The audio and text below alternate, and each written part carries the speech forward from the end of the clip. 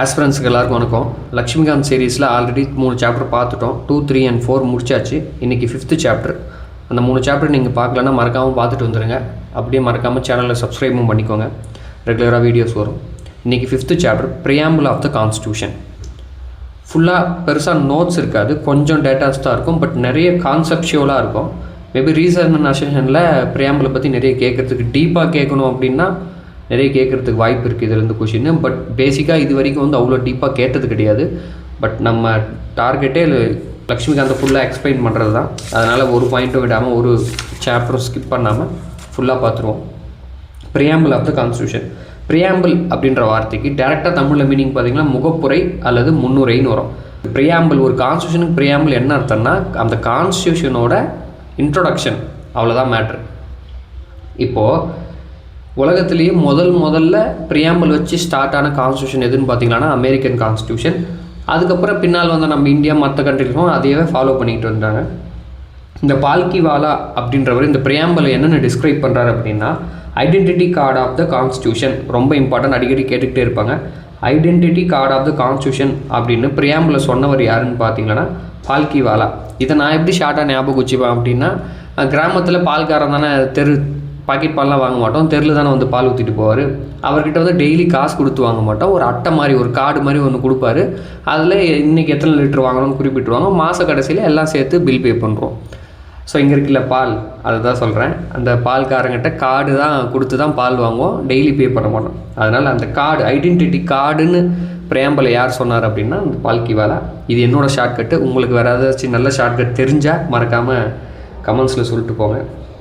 சரி, இந்த ப்ரியாம்பிளை எதிலேருந்து டிராஃப்ட் பண்ணியிருப்பாங்க அப்படின்னு பார்த்தீங்கன்னா நம்ம செகண்ட் சாப்டர்லேயே பார்த்துருப்போம். நேரு வந்து அப்ஜெக்டிவ்ஸ் ரெசல்யூஷன் சொல்லிட்டு ஒன்று பாஸ் பண்ணியிருப்பார்.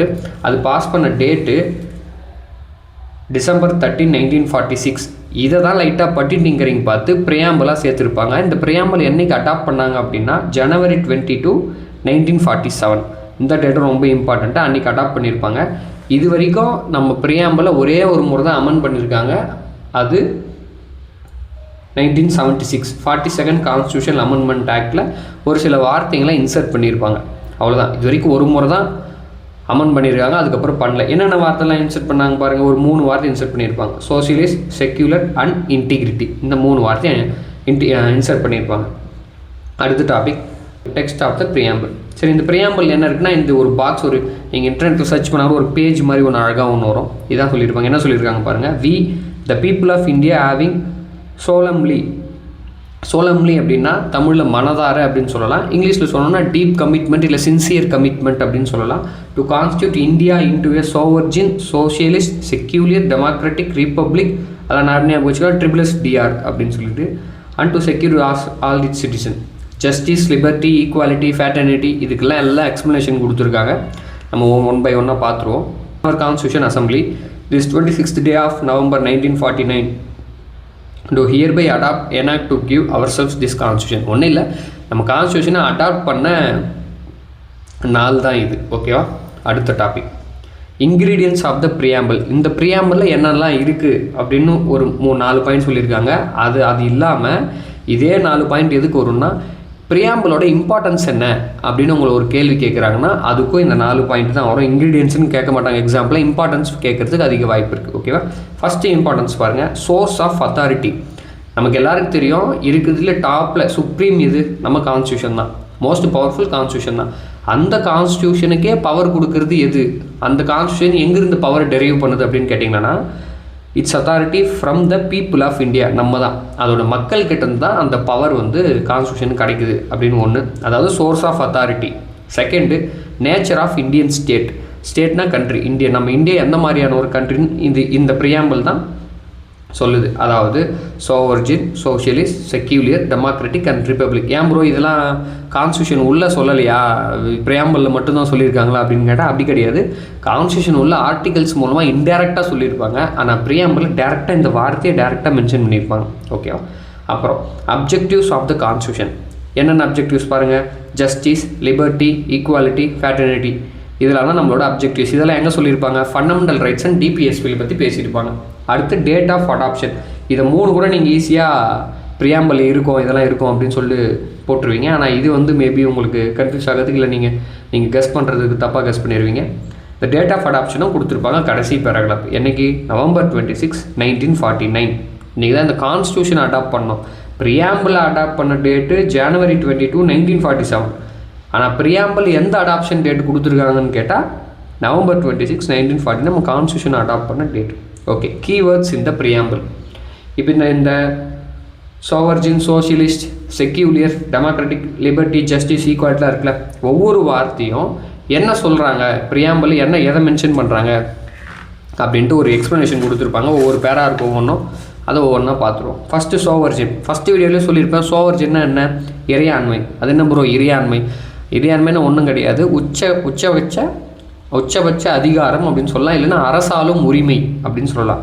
அதாவது என்னோடய அஃபேர்ஸை டிசைட் பண்ணுறதுக்கு ஃபுல் அத்தாரிட்டி யாருக்கு இருக்குன்னா எனக்கு தான் இருக்குது. அதான் சோவர்ஜின். நம்ம ரிப்பப்ளிக் ஆனதுக்கப்புறம் இந்தியா இஸ் அ சோவர்ஜின் கண்ட்ரி அப்படின்னு சொல்லிட்டு அனௌன்ஸ் பண்ணிடுறோம். அது இதுக்கு முன்னே என்ன ப்ரோ இருந்துச்சு? அப்போ சோவர்ஜினா இல்லையானா கிடையாது. இங்கே கொடுத்துருப்போம் பாருங்க. 1947க்கு முன்னாடி வரைக்கும் நம்ம பிரிட்டிஷோட காலனியாக இருந்தோம், கொலோனியல் ரூலில் இருந்தாலும் அதனால் காலனியாக இருந்தோம்.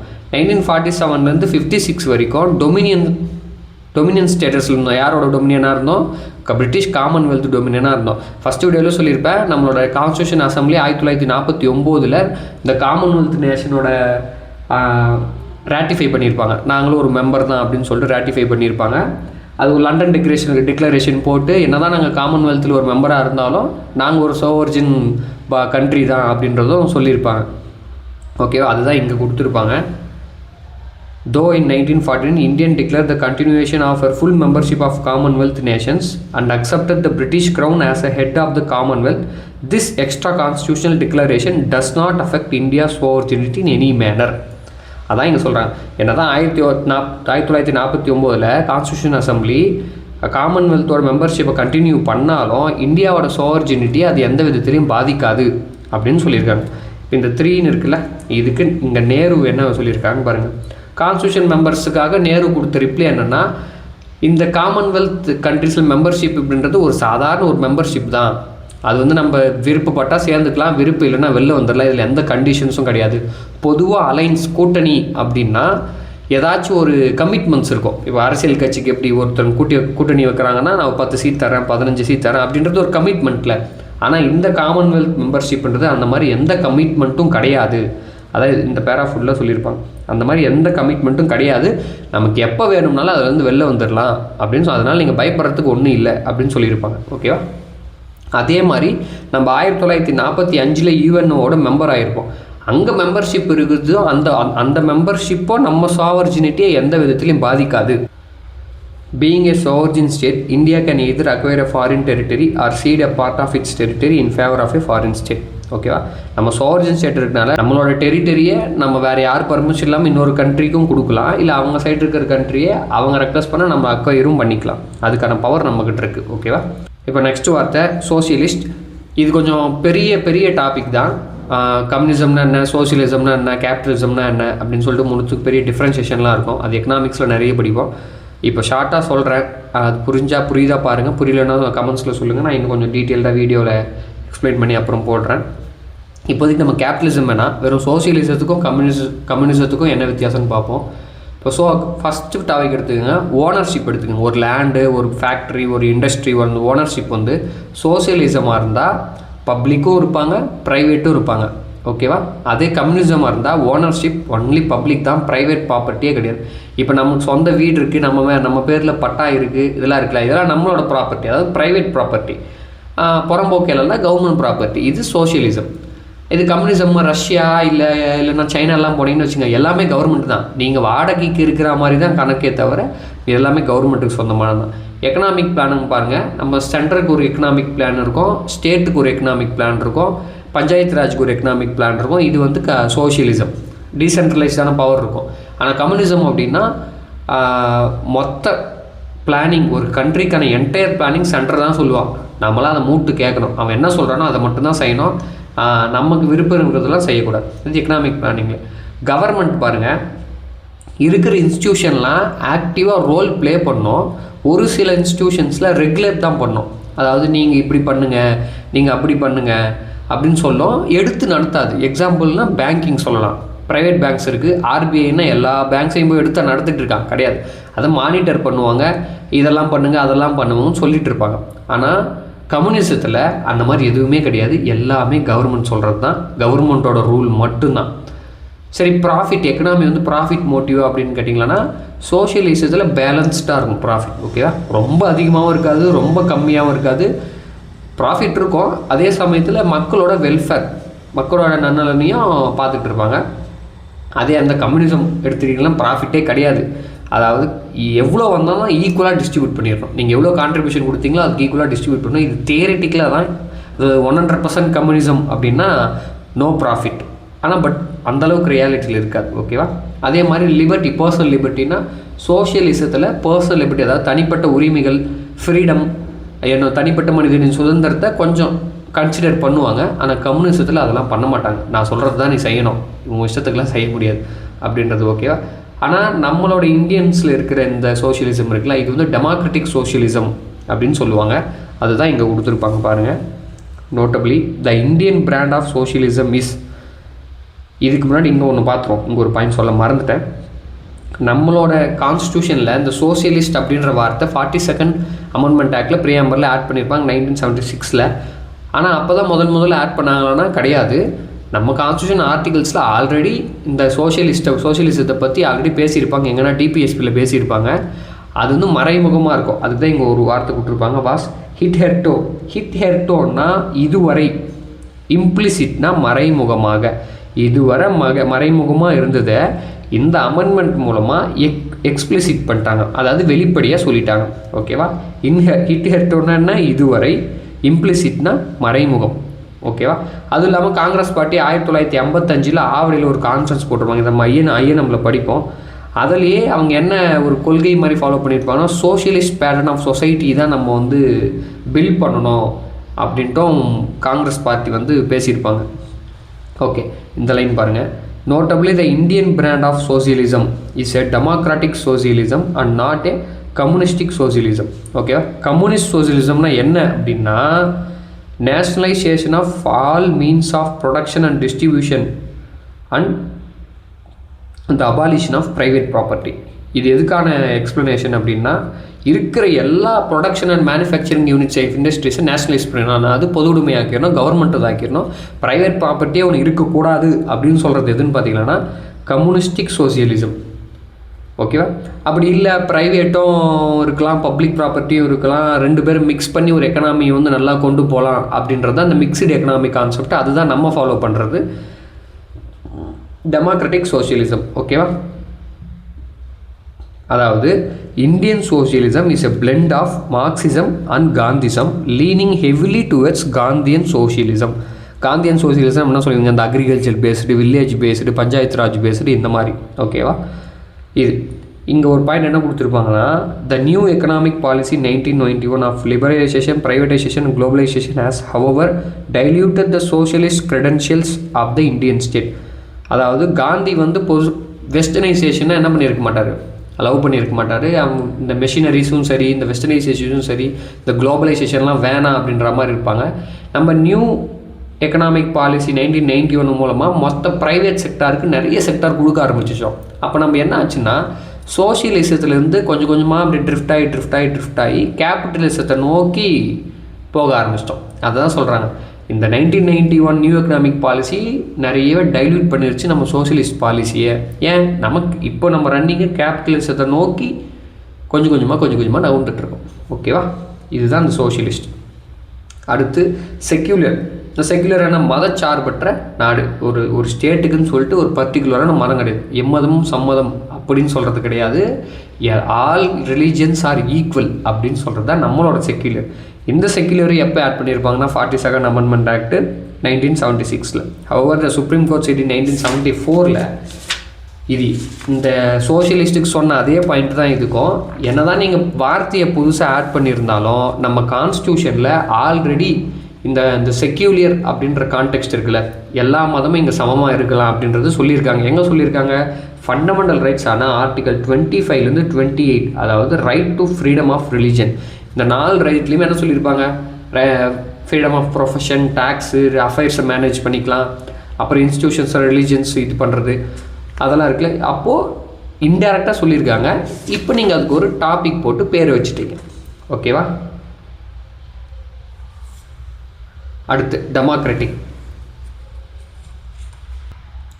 நம்ம பிரியாம்பலில் மென்ஷன் பண்ணியிருக்க டெமோக்ராட்டிக் அப்படின்ற வார்த்தைக்கு என்ன அர்த்தம் சொல்லியிருக்காங்கன்னா, possession of supreme power by the people. மக்கள் தான் இந்த டெமோக்ரஸியில் உயர்ந்த உச்சபட்ச பவரில் இருப்பாங்க, அதான் மக்கள் ஆட்சின்னு சொல்கிறது. ஓகே, இந்த 3 பாயிண்ட் என்னென்னா, இந்த செக்யூலரிசம் பார்த்தோம்ல, இந்த செக்யூலருக்கு ஒரு ஸ்டேட்டு ஒரு மதத்தை எப்படி பார்க்குதுன்றதை வச்சு அந்த ஸ்டேட் 3 வகையாக பிரிப்பாங்க. ஒன்று ஏஸ்தட்டிக் ஸ்டேட், அப்படின்னா ஆன்டி ரிலீஜன், அதாவது ஏத்திஸ்ட்னு சொல்கிறாங்களே அந்த மாதிரி. தியோக்ராட்டிக் ஸ்டேட், அதாவது ஒரு ஸ்டேட்டு என்னோட மதம் இது, நாங்கள் இஸ்லாமத்தை சார்ந்த நாடு, நாங்கள் ஒரு கிறிஸ்டியன் கண்ட்ரி அப்படின்னு சொல்லிக்கிறது தியோக்ராட்டிக் ஸ்டேட். செக்யுலர் ஸ்டேட் எல்லா மதமும் ஒன்று தான், எல்லோரும் இங்கே வாழலாம் அப்படின்னு சொல்கிறது செக்யுலர் ஸ்டேட். ஓகேவா? அடுத்து டெமோக்ரஸி. டெமோக்ரஸியில் மொத்தம் 2 இருக்குது. ஒன்று டைரக்ட் டெமோக்ரஸி, இன்னொன்று இன்டைரக்ட் டெமோக்ரஸி. டைரக்ட் டெமோக்ரஸி எங்கே நடக்கும் அப்படின்னா சுவிட்சர்லாந்து. சரி, டைரக்ட் டெமோக்ரஸினா என்ன ப்ரோ அப்படின்னு கேட்டிங்க அப்படின்னா, ஒரு சட்டம் கொண்டு வராங்க அப்படின்னா இப்போ நம்ம என்ன பண்ணுவோம், நம்ம போய் ஒரு சட்டத்தை கொண்டு வர முடியாது, பார்லிமெண்ட்டில் போய் நம்ம போய் பில் பாஸ் முடியாது. நம்மளால் தேர்ந்தெடுக்கப்பட்ட எம்எல்ஏவோ எம்பியோ அவங்க ஒரு சட்டத்தை அங்கே சப்மிட் பண்ணுவாங்க, அதை டிஸ்கஸ் பண்ணி அதை 2 ஹவுஸ்லையும் பாஸ் பண்ணி பிரசிடென்ட்க்கு சைன் வாங்கி அதுக்கப்புறம் தான் அது சட்டமாக மாறும். ஆனால் சுவிட்சர்லாந்தில் எப்படின்னு வச்சுக்கோங்க, இப்போ ரிசர்வேஷன் பில்லு வருதுன்னு வச்சுக்கோங்க, ஃபஸ்ட்டு மக்கள் தான் ஓட்டு போடுவாங்க. இப்போ நம்ம எப்படி ஓட்டு போடுறோம், நம்ம எம்எல்ஏ எம்பிக்கு ஓட் போடுறோம், ஆனால் அவங்க சட்டத்துக்கே ஓட் போடுவாங்க. இந்த சட்டம் கொண்டு வரலான்னு இருக்கும்பா அப்படின்னு கவர்மெண்ட் சொல்லும், அதை மக்கள் முன்னாடி வைப்பாங்க, மக்கள் ஓட் போடுவாங்க. அந்த ஓட்டில் யார் மெஜாரிட்டியாக வருதோ எல்லாரும் வேணும்னு சொன்னால் அந்த சட்டம் நடைமுறைக்கு வரும், வேணான்னு சொன்னால் நடைமுறைக்கு வராது. அவ்வளோதான் டைரக்ட் டெமோக்ரஸி. இது எப்படி ப்ரோ பாசிபிள் அப்படின்னு சொன்னீங்கன்னா, இந்தியாவில் பாசிபிள் கிடையாது. ஏன்னா இந்தியா ரொம்ப பெருசு, ஒவ்வொரு முறையும் ஒவ்வொரு சட்டத்துக்குலாம் எலெக்ஷன் வைக்க முடியாது. ஆனால் சுவிட்சர்லாந்து ரொம்ப சின்ன, பாப்புலேஷன்லாம் ரொம்ப கம்மி, அதனால் அங்கே பாசிபிளாக இருக்குது. சக்ஸஸ்ஃபுல்லாக இன்றைக்கி வரைக்கும் ரன் பண்ணிட்டு வராங்க. ஒவ்வொரு முக்கியமான சட்டத்துக்கும் கான்ஸ்டியூஷனல் அமெண்ட்மெண்ட்ஸு கூட பப்ளிக் எடுக்கிறது தான் பண்ணுவாங்கன்னா பார்த்துக்கோங்களேன். இந்த டைரக்ட் டெமோக்ரஸியில் ஒரு 4 பார்ட் இருக்குது. ரெஃபரண்டம்னாலும் ஓட்டு எடுத்தல் தான். இந்த ரெஃபரண்டம் எதுக்கு யூஸ் பண்ணுவாங்கன்னா, முக்கியமான ஒரு விஷயம் இருக்குல்ல, கான்ஸ்டியூஷனல் அமெண்ட்மெண்ட்ஸ், ஒரு சட்டம், ரிசர்வேஷன் பில்ஸ், அந்த மாதிரி முக்கியமான சட்டங்கள் இருக்குல்ல, அந்த சட்டத்துக்கு ஓட்டு எடுப்பு நடத்துவாங்க, மக்கள் முன்னாடி வைப்பாங்க, மக்கள் ஓட்டு போடுவாங்க.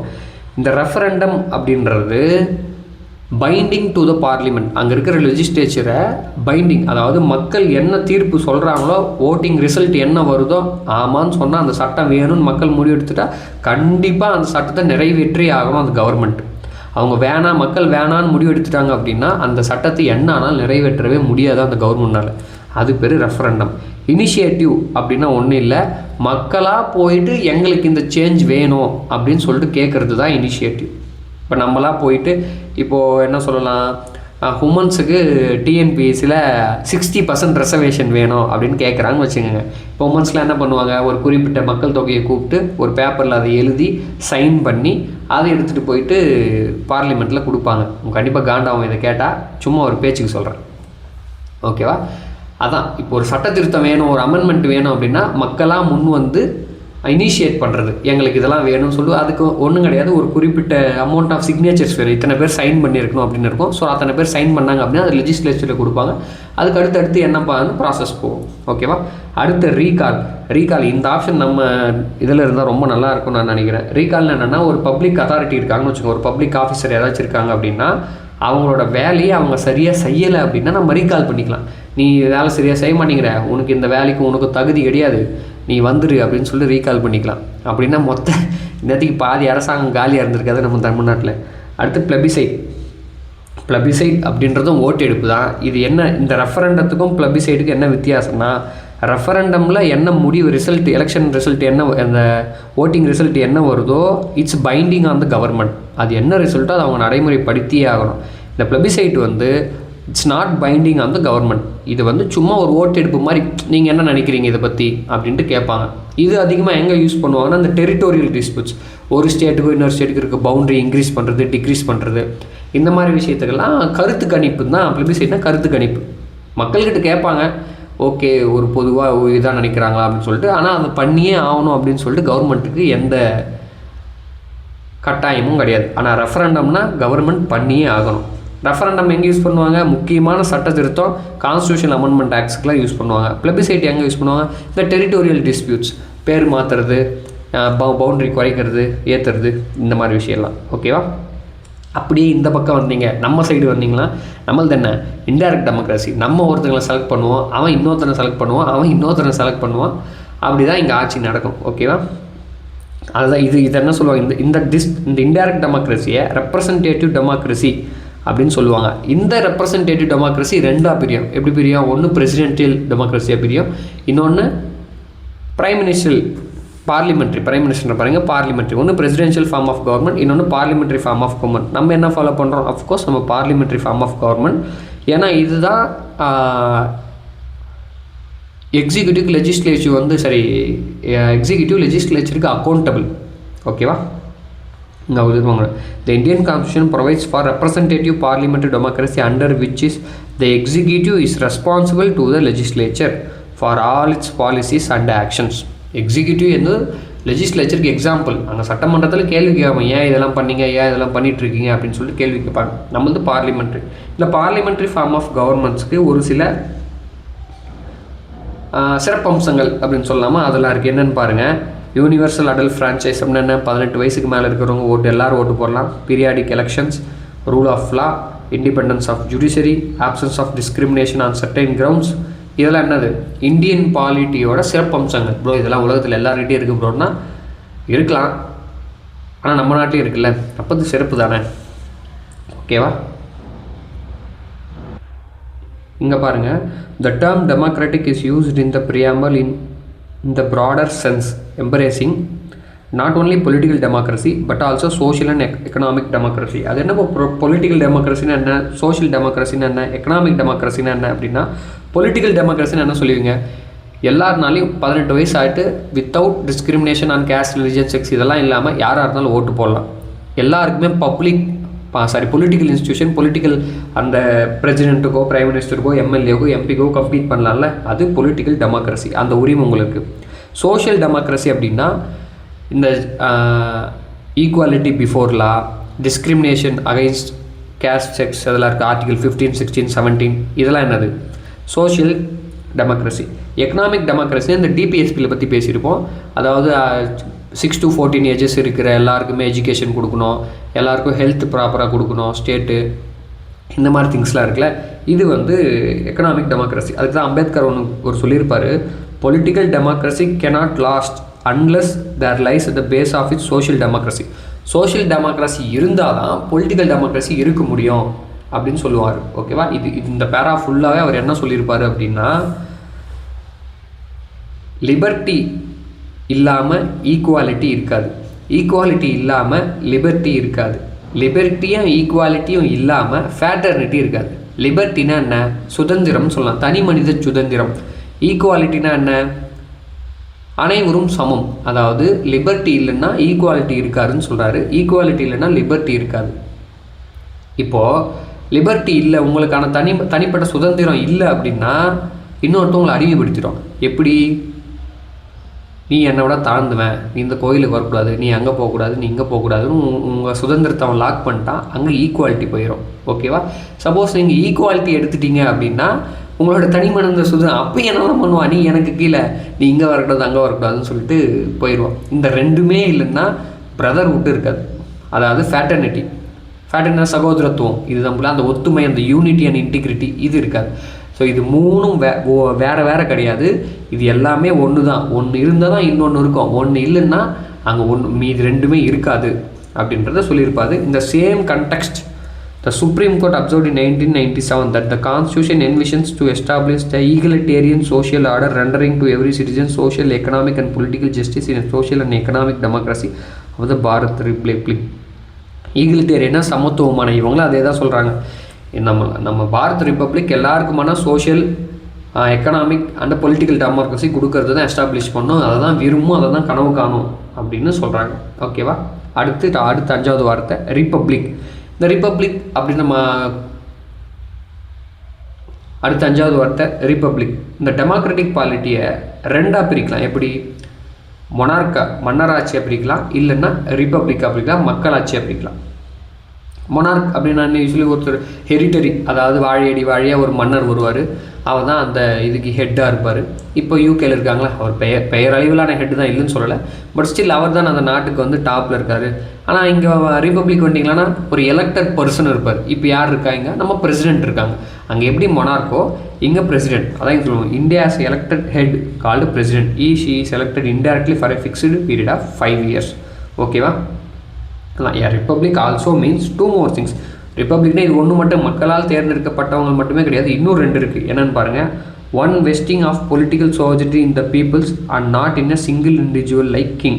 அதாவது நம்மளோட பொலிட்டிக்கல் இறையாண்மை, அரசியல் இறையாண்மையை மக்கள் கையில் கொடுத்துருமே தவிர யாரோ ஒருத்தன், இந்த ராஜா, ஒரு சிங்கிள் இண்டிவிஜுவல் கிட்ட கொடுக்கக்கூடாது அப்படின்ட்டு. Second, absence of any privileged class and in all public offices being opened to every citizen without any discrimination.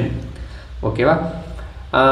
இங்கே சிம்பிளாக டேரெக்டாக சொல்லணும்னா ரிசர்வேஷன் இருக்கக்கூடாது, எல்லோரும் ஒன்று தான் சொல்கிறாங்க, பட் இதுக்கு எக்ஸப்ஷன்ஸ்லாம் இருக்குது, நம்ம ரிசர்வேஷன்ஸ்லாம் கொடுக்குறோம். ஓகேவா? அடுத்து ஜஸ்டிஸ் நம்ம பிரியாம்பிளில் என்ன சொல்கிறாங்க, வெறும் ஜஸ்டிஸ் மட்டும் கிடையாது, socio economic and political justice, இந்த 3 தான் சொல்கிறாங்க. அது என்ன bro socio economic and political justice அப்படின்னா, சோஷியல் ஜஸ்டிஸ்னால் எதை சொல்லுதுன்னு பாருங்கள். Equal treatment of all citizen without any social distinction based on caste, colour, race, religion, sex and so on. இது என்ன ஆர்டிகல் சொல்லுவீங்க, ஆர்டிகல் 15 சொல்லுவீங்களா, அதான் சோஷியல் ஜஸ்டிஸ். அடுத்து, it means absence of privileges being extended to any particular section of the society and improvement in the conditions of backward classes, SC, ST, OBCs and women. Okay, economic ஜஸ்டிஸ்னால் என்னென்னு பாருங்கள். Non discrimination between peoples on the basis of economic factors. It involves the elimination of glaring inequalities in wealth, income and property. A combination of social justice and economic justice is what is known as distributive justice. அதாவது social ஜஸ்டிஸையும் economic ஜஸ்டிஸையும் சேர்த்து என்னன்னு சொல்கிறோம், distributive ஜஸ்டிஸ்னு சொல்கிறாங்க. Economic justice தான் ஒன்றும் கிடையாது, நம்ம டிபிஎஸ்பியில் சொல்லியிருக்க மாதிரி இருக்கிற வெல்த் ஒரே இடத்துல அக்குமுலேட் ஆகக்கூடாது, எல்லாருக்கும் இல்லாதவங்களுக்கெல்லாம் பிரித்து கொடுக்கணும் அப்படின்னு சொல்கிறது தான் எக்கனாமிக் ஜஸ்டிஸ். சோஷியல் ஜஸ்டிஸ்னால் என்ன, டிஸ்கிரிமினேஷன்ஸ் இருக்கக்கூடாது, பொதுவாக இந்த ஏற்றத்தாழ்வுகள் இருக்கக்கூடாது சோஷியலி, அந்த கேஸ்ட், செக்ஸ், ரிலிஜன் வச்சு. எக்கனாமிக் ஜஸ்டிஸ்னால் என்ன, எல்லாருக்கும் எல்லாம் போய் கிடைக்கணும், வெல்த் வந்து ஒரே இடத்துல அக்குமுலேட் ஆகக்கூடாது, பிரித்து கொடுக்கணும், இதே தான். அடுத்து பொலிட்டிக்கல் ஜஸ்டிஸ் என்ன பாருங்கள். All citizen should have equal political rights, equal access to all political offices and equal voice in the government. இங்கே ஓட்டு போகிறதா இருக்கட்டும், எம்பி எலெக்ஷனில் நிற்கிறதா இருக்கும், எம்எல்ஏ எலெக்ஷனில் நிற்கிறதா இருக்கட்டும், இந்த மாதிரி விஷயம். இந்த ஐடியா ஆஃப் ஜஸ்டிஸ், அந்த ஜஸ்டிஸ் வார்த்தை இருக்குல்ல, அந்த ஜஸ்டிஸில் என்னென்ன இருக்குது, சோஷியோ எக்கனாமிக் அண்ட் பொலிட்டிக்கல். இது எங்கேருந்து இன்ஸ்பயர் பண்ணி எடுத்திருப்பாங்க அப்படின்னா, ரஷ்யன் ரெவல்யூஷன் 1917 எடுத்திருப்பாங்க. ரொம்ப இம்பார்ட்டண்ட். எங்கேருந்து எடுத்திருப்பாங்க இந்த ஐடியா ஆஃப் ஜஸ்டிஸை, ரஷ்யன் ரெவல்யூஷன் 1917 எடுத்திருப்பாங்க. அடுத்த வார்த்தை லிபர்ட்டி. லிபர்ட்டினா ஒன்றும் இல்லை, தனி மனித சுதந்திரம் அப்படின்னு சொல்லலாம். நம்ம கான்ஸ்டியூஷன் வந்து ஒரு டெமோக்ரஸி இருக்குன்னா அங்கே லிபர்ட்டி இருக்கணும். அதான் பாருங்கள், the term liberty means the absence of restrictions and activities of individual at the same time providing opportunities for the development of individual personalities. அப்படின்னா இண்டிவிஜுவல் பர்சனாலிட்டிஸ் டெவலப் ஆகிறதுக்கு ஒரு ஆப்பர்ச்சுனிட்டி கொடுக்கணும். அப்படி என்ன ப்ரோ லிபர்ட்டி, அப்படி என்ன சுதந்திரம், தனி மனித சுதந்திரம் நம்ம கான்ஸ்டியூஷன் நமக்கு தருது அப்படின்னா அடுத்த பேரால கொடுத்துருப்பாங்க. த preamble secures all citizens of the India liberty of thought, expression, belief, faith and worship and through their fundamental rights enforceable in court of law in case of violation. நம்மளோட கான்ஸ்டியூஷன் ஒரு தனி மனித சுதந்திரம், பேசுகிறதுக்கு, பிலீஃப், ரிலீஜன், எக்ஸ்ப்ரெஷன், தாட்டுக்கு, இதுக்கெல்லாம் எது மூலமாக நமக்கு உரிமை கொடுக்குது அப்படின்னா ஃபண்டமெண்டல் ரைட்ஸ் மூலம் கொடுக்குது. Fundamental rights are enforceable and justiciable in nature. உங்களுக்கு மீறப்படுதான் நீங்கள் சுப்ரீம் கோர்ட்டுக்கு டைரெக்டாக போய் கேஸ் போட்டுக்கலாம். ஓகேவா? அதே மாதிரி நம்ம கான்ஸ்டியூஷனில் சொல்லியிருக்க லிபர்ட்டி வந்து ஒரு உச்சபட்ச லிபர்ட்டியான அவ்வளோ கிடையாது. அது வந்து ஒரு லைசன்ஸ் கிடையாது, நீங்கள் நினச்சதெல்லாம் பண்ணுறதுக்கான லைசன்ஸ் கிடையாது.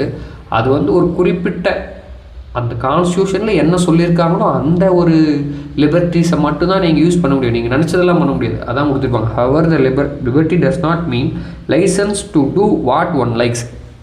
நீங்கள் பிடிச்சதெல்லாம் பண்ணுறதுக்கான லைசன்ஸ் அது கிடையாது.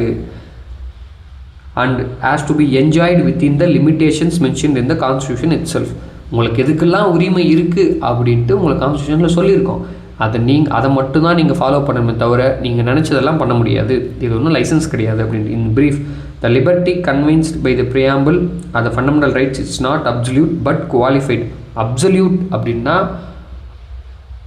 உச்சபட்சம் இல்லைன்னா அதிகபட்சம் இல்லை சுப்ரீம் அந்த மாதிரி சொல்லலாம். அப்சல்யூட் ரைட்ஸ் அப்படின்னா ஒன்றுமே பண்ண முடியாது, மொத்தமே நான் தான் அப்படின்ற மாதிரி அந்த அப்சல்யூட் ரைட்ஸ். இது வந்து அப்சல்யூட் ரைட் கிடையாது. ஏன் அப்படின்னா கான்ஸ்டியூஷனில் சொல்லியிருக்காங்க இதுக்கு மட்டும்தான் உங்களுக்கு வந்து லிபர்ட்டி இருக்குது, மற்றதுக்கெலாம் கிடையாது அப்படின்னு சொல்லிட்டு. பட் குவாலிஃபைட், ஃபண்டமெண்டல் ரைட்ஸுமே அப்சல்யூட் கிடையாது, இட்ஸ் குவாலிஃபைடு தான். ஓகேவா? The idea of liberty, equality and fraternity in our preamble has been taken from French revolution. ஜஸ்டிஸ் எங்கேருந்து எடுத்தோம்? Russian revolution. அது இந்த லிபர்ட்டி, ஈக்குவாலிட்டி, ஃப்ராட்டர்னிட்டி எங்கேருந்து எடுக்கிறோம்? ஃப்ரெஞ்ச் ரெவல்யூஷன்லேருந்து எடுக்கிறோம். அடுத்து ஈக்குவாலிட்டி என்ன? அனைவரும் சமம். அது ஒன்று தான். இது எங்கே சொல்லியிருப்பாங்க? ஒரு 100 முறை படிச்சிருப்பீங்க பாலிட்டி. நமக்கு வந்து ஃபண்டமெண்டல் ரைட்ஸில் சொல்லியிருப்பாங்க ஈக்குவாலிட்டி பிஃபோர் லா அப்படின்னு சொல்லிட்டு. இந்த ஈக்குவாலிட்டியை ஒரு 3 டைமென்ஷனாக பிரிக்கிறாங்க. என்னென்னு பாருங்கள். Civic equality, political, economic. Civic ஈக்குவாலிட்டிக்கு எக்ஸாம்பிள்ஸ் தான் இந்த ஃபண்டமெண்டல் ரைட்ஸ் 14, 15, 16, 17, 18. ஓகேவா? பொலிட்டிக்கல் ரைட்ஸ்க்கு 2 இருக்குது. ஒன்று பாருங்கள், இந்த இந்தியாவில் 18 வயசுக்கு மேலே இருக்கிறவங்க யாருமே இன்எலிஜிபிள் கிடையாது எலக்ட்ரல் ஓட்டு போடுறதுக்கு. சிம்பிளாக 18 வயசுக்கு மேலே இருக்கிறவன் யாராக இருந்தாலும் ஓட்டு போடலாம். அது ஒரு பொலிட்டிக்கல் ரைட். இன்னொன்று, elections to the Lok Sabha and the state assemblies to be on the basis of adult suffrage. Article 326 இதை சொல்லுது. ஓகே, எலெக்ஷன் லோக்சபா எலெக்ஷனுக்கும் ஸ்டேட் அசம்பிளி எலெக்ஷனுக்கும் அடல்ட் சஃப்ரேஜ் மூலமாக தான் அவங்க ஓட்டு எலெக்ஷன் நடக்கணும் அப்படின்னு சொல்கிறது பொலிட்டிக்கல் ஈக்குவாலிட்டி. அப்புறம் எக்கனாமிக் ஈக்குவாலிட்டி என்ன? Article 39 secures men and women equal right to adequate means of livelihood and equal pay. 39D equal pay check பண்ணுங்கள், எனக்கு கரெக்டாக ஞாபகம் இல்லை, பட் 39 தான் ஆர்டிகல். இது வந்து எக்கனாமிக், இது எக்கனாமிக் ஈக்குவாலிட்டி. அடுத்து ஃபேட்டர்னிட்டி. ஃபேட்டர்னிட்டி என்ன? சகோதரத்துவம். It means sense of brotherhood. ஓகேவா? நம்ம கான்ஸ்டியூஷன் சொல்லியிருக்க ஃபேட்டர்னிட்டி எப்படி இந்த சகோதரத்துவத்தை என்கரேஜ் பண்ணுறாங்க, எங்கெங்கெல்லாம் இந்த கான்ஸ்டியூஷனில் என்கரேஜ் பண்ணுறாங்க, ஒற்றுமையாக இருங்க அப்படின்னு எங்கெங்கெல்லாம் சொல்கிறாங்க நம்ம கான்ஸ்டியூஷனில் அப்படின்னா, நம்பர் 1 எடுத்தோன்னா சிங்கிள் சிட்டிசன்ஷிப். இந்தியாவில் இருக்கிற எல்லாரும் ஒன்று தான், ஒரே குடியுரிமை தான் அப்படின்னு சொல்கிறதுனால அங்கே ஒரு சகோதரத்துவத்தை, ஒரு பிரதர்ஹுட், ஒரு ஒத்துமையை அங்கே இன்ஃப்யூஸ் பண்ணுறாங்க. இன்னொன்று, ஆர்டிகல் அந்த ஃபண்டமெண்டல் டியூட்டிஸில் 51A கிளாஸ் ஈயில் என்ன சொல்லியிருப்பாங்க பாருங்கள். அதுலேயே உங்களுக்கு வந்து பிரதர்ஹுட்டை ப்ரொமோட் பண்ணணும் அப்படின்ற மாதிரி ஒரு ஆர்டிகல்ஸ் இருக்குது. அது மட்டும் இல்லாமல் நம்ம ப்ரியாம்பிளில் சொல்லியிருக்க இந்த ஃபேட்டர்னிட்டி அப்படின்றது 2 விஷயத்தை சொல்லுது. ஒன்று, dignity of the individual and the unity and integrity of the nation. ஒன்று unity and integrity of nation, இன்னொன்று டிக்னிட்டி. தனி மனிதனுடைய டிக்னிட்டின்னா என்ன சொல்லலாம்? கண்ணியம் சொல்லலாமா? தனி மனிதன் தமிழில் கண்ணியம் சொல்லுவாங்க. And unity and integrity of the nation. The word integrity has been added in the preamble. நம்ம ஆல்ரெடி ஃபர்ஸ்ட்லேயே பார்த்தா 42nd அமெண்ட்மெண்ட் ஆக்டில் 2-3 வார்த்தை ஆட் பண்ணியிருப்பாங்க. அதில் ஒன்று இன்டிகிரிட்டி, அதுதான் இங்கே சொல்லியிருக்காங்க. இந்த KM முன்சி இருக்குல்ல, இவர் இந்த இன்டிகிரிட்டி, இந்த ஃபேட்டர்னிட்டி பற்றி ஒரு ஸ்டேட்மெண்ட் சொல்லியிருப்பாங்க. அது இம்பார்ட்டன்ட் கிடையாது, சும்மா ஒரு ரீடு மட்டும் விட்டுக்கோங்க. அப்புறம் நம்ம கான்ஸ்டியூஷனில் டைரெக்டாக உமனோட டிக்னிட்டியை பாதுகாக்கணும்னு ஒரு ஆர்டிகல் சொல்லியிருப்பாங்க. இது நிறைய டெஸ்ட் பேட்ச் கொஷின்ஸ்லாம் வரும். அது என்ன ஆர்டிகல் பார்த்தீங்கன்னா 51A கிளாஸ் E. ஓகேவா? அண்டு இந்த கடைசி பிறப்பு என்ன சொல்லுது அப்படின்னா, யூனிட்டி அண்ட் இன்டிகிரிட்டின்னு மென்ஷன் நம்ம பிரியாம்பிளில் சொல்லப்பட்டிருக்க வார்த்தை வந்து சைக்காலஜிக்கல் அண்டு டெரிட்டோரியல். சைக்காலஜிக்கல்னால் நம்ம என்ன பார்த்தோம்? இங்கே பார்த்தோம்ல பிரதர்ஹுட், அதாவது மக்கள் எல்லாம் ஒற்றுமையாக இருக்கணும், சகோதரத்துவத்தோடு இருக்கணும் அப்படின்ற. அது மட்டும் இல்லாமல் டெரிட்டோரியல் டைமென்ஷன் ஆர்டிகல் 1 சொல்லுது. India that is Bharat consist of, article 1 constitution describe India the union of states to make it clear that the states have no right to secede from the union. அது வந்து சைக்காலஜிக்காக மட்டும் சொல்லலை, டெரிட்டோரியலாகவும் சொல்லுது. இதெல்லாம் சேர்ந்தது தான் India. ஸ்டேட்ஸுக்கெல்லாம் பிரிஞ்சு போகிறதுக்குலாம் உங்களுக்கு அனுமதி கிடையாது, அப்படி ஒரு ரைட்ஸ் உங்களுக்கு இல்லை அப்படின்னு சொல்கிறது தான் இந்த ஃபேட்டர்னிட்டி. அடுத்து ஒரு 3 டாபிக் தான் இருக்குது, சிம்பிளான டாபிக்ஸ் தான். Significance of the preamble. Preamble எதுக்கு என்ன சிக்னிஃபிகன்ஸாக இருக்குன்னா, ஃபஸ்ட்டு ஒரு 3 லைன் மட்டும் பாருங்கள். The preamble embodies the basic philosophy and fundamental values, political, moral and religious on which the constitution is based. ஒன்றும் இல்லை, நம்ம கான்ஸ்டியூஷன் இன்ட்ரொடக்ஷன் இதுதான் கொடுக்குது. அந்த ஒரு ஃபிலாசபி தத்துவம் நம்ம ஆர்டிகல்ஸில் இன்டெரக்டாக சொல்லியிருப்போம். இங்கே அது ஒரு ஐடியாலஜியாக ஒரு ஃபிலாசபியாக இங்கே சொல்லியிருப்பாங்க. அதுதான் இது இருக்குது. இந்த பேராஸ் இருக்குல்ல, இது அப்புறம் இது இந்த ப்ரியாம்பிள் யாரெல்லாம் என்னென்ன ஒரு ஸ்டேட்மெண்ட் சொல்லியிருப்பாங்கள்ல, அந்த ஸ்டேட்மெண்ட் தான். இது ரொம்ப இம்பார்ட்டண்ட்டு அந்தளவுக்கு கிடையாது. இதில் கடைசியாக அந்த இதயத்துல்லா மட்டும் சொல்லியிருப்பேன். இது மட்டும் எனக்கு தெரிஞ்ச ஒரு டெஸ்ட் பேட்சில் தான் கேட்டிருக்காங்க. எக்ஸாம்ஸில் வந்த மாதிரி எனக்கு ஞாபகம் இல்லை. இதில் எக்ஸ்ப்ளனேஷன்ஸுக்கு எதுவுமே இல்லை. இன்னார் இந்த ஸ்டேட்மெண்ட் சொன்னார், இவங்க இந்த ஸ்டேட்மெண்ட் சொன்னாங்க ப்ரியாம்பிள் பற்றி. அது ஒரு நோட்ஸ் மாதிரி இது மட்டும் எடுத்து வச்சுக்கோங்க. எனக்கு தெரிஞ்ச இந்த சாப்டர்லேயே அதிகமாக நோட்ஸ் வரும்னா இது மட்டும்தான். ஸோ இது மட்டும் நான் டேட்டான்னு போட்டு வச்சுக்கிறேன். ஓகேவா, இதை மட்டும் படிச்சிருங்க. Preamble as a part of the constitution. ஒன்றும் இல்லை, ப்ரியாம்பிள் ஒரு நம்ம கான்ஸ்டியூஷனில் ஒரு பார்ட்டாக இல்லையா அப்படின்ற ஒரு குழப்பம் எப்போதுலேருந்தும் இருக்குது. இது வளவலான்னு கொடுத்துருப்பாங்க. இது எதுவுமே வேணாம், இவ்வளோலாம் நீங்கள் இதில் படிக்கணும்னு அவசியம் இல்லை. இந்த சாப்டரில் இதுலேருந்தெல்லாம் கொஷின் கேட்பாங்களான்னா அப்படிலாம் ஒன்றும் இல்லை. பெருபாரி யூனியன் கேஸ் 1960 என்ன தான் ப்ரியாம்பிள் இவ்வளோ முக்கியமான இது, இந்த லெசன்லாம் பார்த்தா இவ்வளோ முக்கியமான இது இருந்தாலும் ப்ரியாம்பிள் கான்ஸ்டியூஷனோட ஒரு பார்ட்டு கிடையாது அப்படின்ட்டு ஒரு சுப்ரீம் கோர்ட் ஒரு இது ஜட்ஜ்மெண்ட் கொடுத்துருப்பாங்க. ஆனால் 1973 1995 கேசவானந்த பாரதி கேஸில் தான் முதல் முறையாக இந்த டிசிஷன் தப்பு, ப்ரியாம்பிள் கான்ஸ்டியூஷனோட ஒரு பார்ட்டு தான் சொல்லியிருப்பாங்க. அதே டிசிஷன் எல்ஐசி கேஸ் ஆஃப் இந்தியாலையும் ஆமாம் ப்ரியாம்பிள் ஒரு பார்ட்டு தான், கான்ஸ்டியூஷனை அதை அமெண்ட் பண்ண முடியும் அப்படின்னு சொல்லியிருப்பாங்க. ஓகேவா, இந்த குலகலான்றதுலாம் வேணாம், விட்டுருக்கேன். இவ்வளோ தான் மேட்ரு இதில் கொடுத்துருக்குறதே. 2 பாயிண்ட் ரொம்ப இம்பார்ட்டன்ட். இங்கே பாருங்கள், தெரியுது. The preamble is neither a source of power to legislature nor a prohibition upon the powers of legislature. It is non-justiciable, that is its provisions are not enforceable in court of law. ஓகேவா, இந்த preamble எந்த ஒரு லெஜிஸ்லேச்சருக்கு பவரும் கொடுக்கறது இல்லை, அந்த லெஜிஸ்லேச்சரோட பவரை எடுக்கிறதும் கிடையாது. ஏன் பவர் ஆக்சுவலாக லெஜிஸ்லேச்சருக்கு பவர் கொடுக்குறது அங்கே ஆர்டிகல்ஸ் இருக்குது. இது ஒரு இன்ட்ரொடக்ஷன் மட்டும்தான். ஓகேவா, பவர் கொடுக்குறது அங்கே ஆர்டிகல்ஸ் இருக்குது தனியாக.